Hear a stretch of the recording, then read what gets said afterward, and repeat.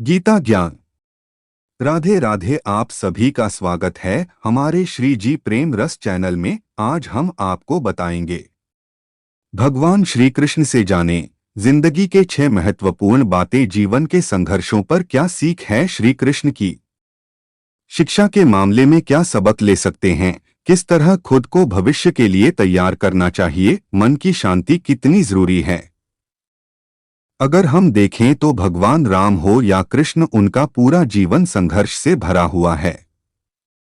कुरुक्षेत्र में 2 सेनाओं के बीच खड़े होकर भारी तनाव के समय उन्होंने अर्जुन को जो ज्ञान दिया वह दुनिया में श्रेष्ठतम है। गीता का जन्म हुआ युद्ध के मैदान में 2 सेनाओं के बीच। जीवन की श्रेष्ठतम बातें भारी तनाव और दबाव में ही बाहर निकलती हैं। अगर आप दिमाग को शांत और मन को स्थिर रखने की कोशिश करें तो सबसे बुरी परिस्थितियों में भी अपने लिए कुछ बहुत बेहतरीन निकाल पाएंगे। यही सिखाते हैं कृष्ण। गीता पढ़ने से पहले अगर इसी बात को समझ लिया जाए तो गीता पढ़ना सफल हुआ मानो। श्री कृष्ण का जीवन ऐसी ही बातों से भरा पड़ा है। जरूरत है नजरिए की।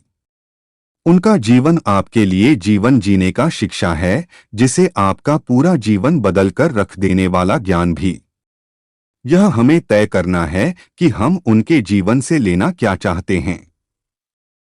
श्री कृष्ण मात्र कथाओं में पढ़े या सुने जाने वाले पात्र नहीं, वह चरित्र और व्यवहार में उतारे जाने वाले परम पुरुषोत्तम हैं।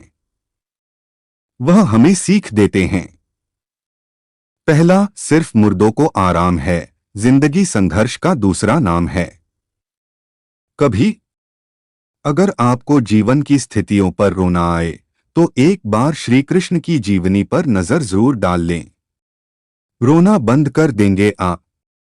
श्री कृष्ण ने एक जेल में जन्म लिया था और जन्म लेने के तुरंत बाद ही उन्हें रात में ही उफनती यमुना पार कर गोकुल ले जाया गया। तीसरे दिन ही राक्षसनी पूतना उन्हें मारने आ पहुंची और यहां से जो संघर्ष का सिलसिला शुरू हुआ यह उनके लीला के अंत तक बना रहा। भगवान श्री कृष्ण का जीवन कहता है, आप कोई भी हो संसार में आए हैं तो जब तक जीवन है आपको संघर्ष करना ही होगा। वे चाहे श्री कृष्ण हो या पुरुषोत्तम श्री राम, मानव अवतार लेकर परमात्मा भी सांसारिक चुनौतियों से बच नहीं पाए। लेकिन श्री कृष्ण ने कभी किसी बात की शिकायत नहीं की। हर परिस्थिति को जिया और जीता। श्री कृष्ण कहते हैं, परिस्थितियों से भागो मत, उसके सामने डटकर खड़े हो जाओ, क्योंकि कर्म करना ही मानव जीवन का पहला कर्तव्य है। हम कर्मों से ही मुश्किलों को जीत सकते हैं। दूसरा, शिक्षा वही जो अज्ञान घटाए, कौशल बढ़ाए।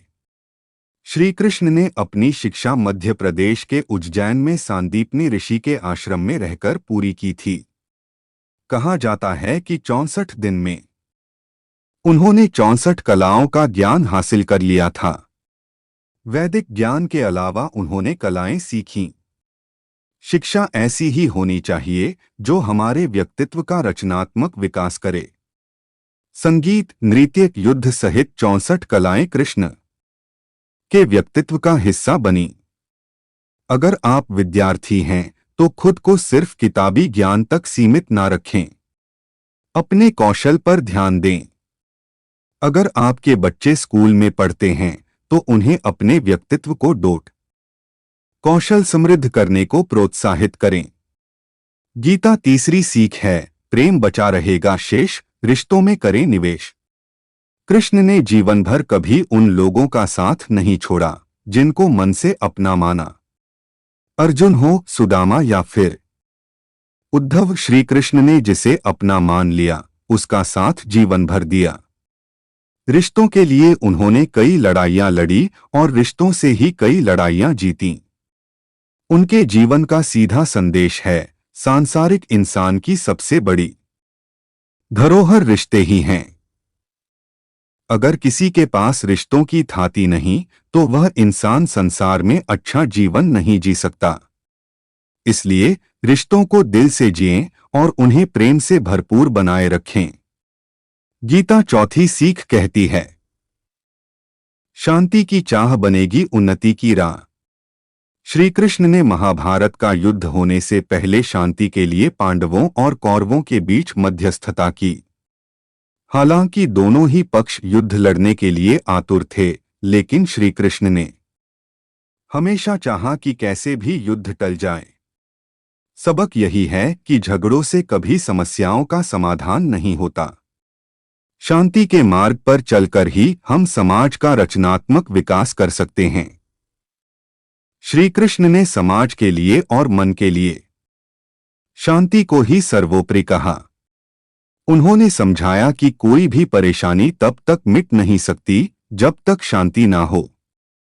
शांति से ही सुख मिल सकता है, वह चाहे वैयक्तिक हो या समाज की, शांति से ही उन्नति संभव है।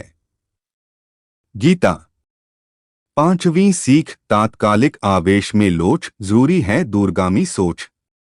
महाभारत की कहानी में जुए की घटना के बाद पांडवों को वनवास हो गया।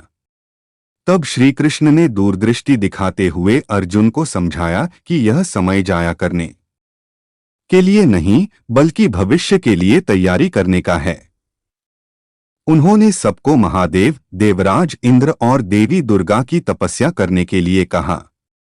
श्री कृष्ण जानते थे कि दुर्योधन को कितना भी समझाया जाए, वह पांडवों को कभी उनका राज्य नहीं लौटाएगा। तब अपना हक पाने के लिए शक्ति और सामर्थ्य की जरूरत होगी। कर्ण के कुंडल कवच पांडवों की जीत में आड़े आएंगे, यह भी वे जानते थे। उन्होंने हर चीज पर बहुत दूरगामी सोच रखी। कोई भी फैसला तात्कालिक आवेश में नहीं लिया। हर चीज के लिए आने वाली पीढ़ियों तक का सोचा। यही सोच राष्ट्र और समाज का निर्माण करती है। गीता सीख नंबर 6, मन की शांति रहे चिर, दिमाग रहे स्थिर।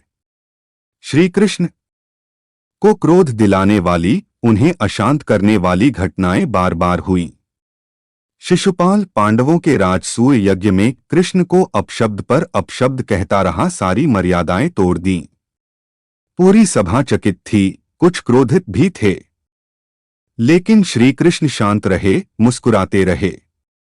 शांति दूत बनकर गए तो दुर्योधन ने खूब अपमान किया। कृष्ण शांत रहे। अगर हमारा दिमाग स्थिर है, मन शांत है, तभी हम सही फैसले ले पाते हैं। आवेश में हमेशा हादसे ही होते हैं। विपरीत परिस्थितियों में भी कभी विचलित नहीं होने का गुण कृष्ण से बेहतर और कौन सिखा सकता है। राधे राधे। वीडियो अच्छी लगी हो तो लाइक करें और चैनल को सब्सक्राइब करें।